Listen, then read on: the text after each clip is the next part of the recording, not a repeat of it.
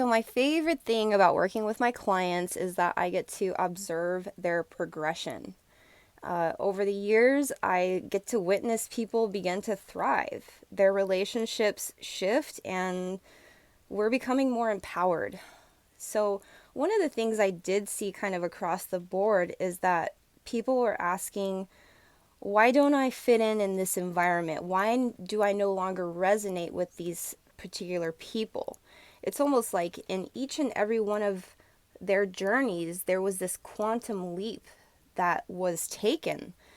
We shifted into a higher dimension, the new 5D matrix, and we were given a lot of tests. A lot of our old family groups, like friend groups, a lot of the old environments, places that we used to resonate, we no longer fit.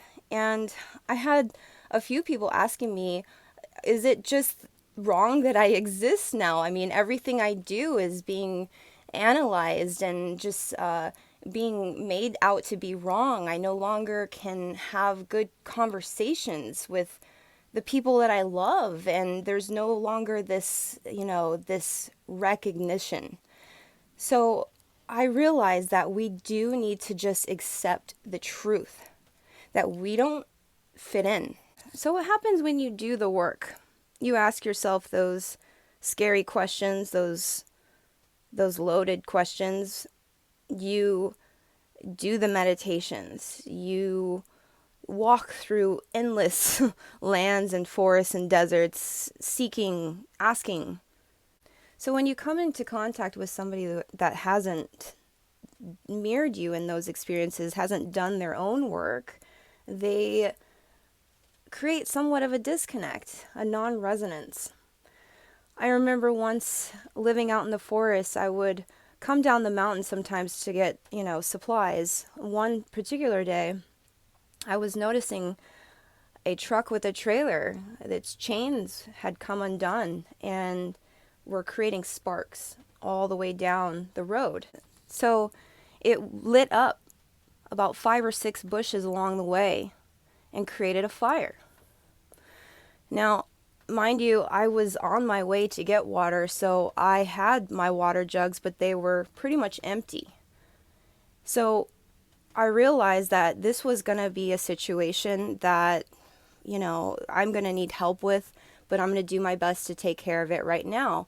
So I jumped out of my truck. The truck with the chains that were causing the fire didn't know that this was happening, and they had driven off.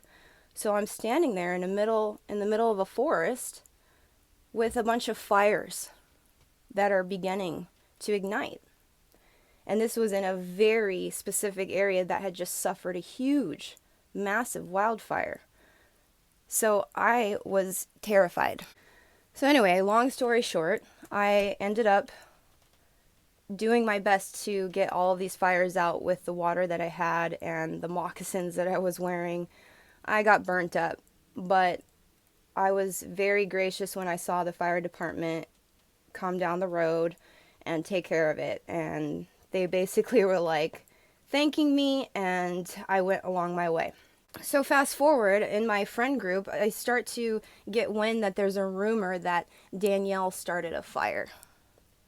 Now you can imagine how much that can crush someone's spirit, someone that just literally almost risked getting injured to put out a fire that they did not start. But I'm getting thrown under the bus because I realized that my friend group was no longer resonant with me.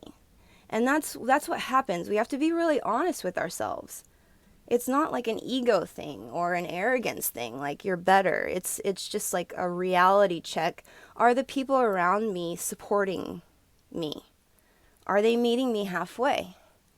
Do they want to see me thrive? We can't expect to be loved and acknowledged and accepted by people who despise our freedom, by people who despise our goodness. Those people do not deserve you, and you have to be extremely real with yourself. We have to protect our inner child and put ourselves in environments that are nourishing, people that want to, support you, people that have the integrity to look you in the eye and tell you the truth. That's what we're creating now. That's what we deserve. And I just think it's a really beautiful experience once we give that to ourselves, once we really acknowledge, like I said, our inner child, that wounding, and then give ourselves that nourishing environment.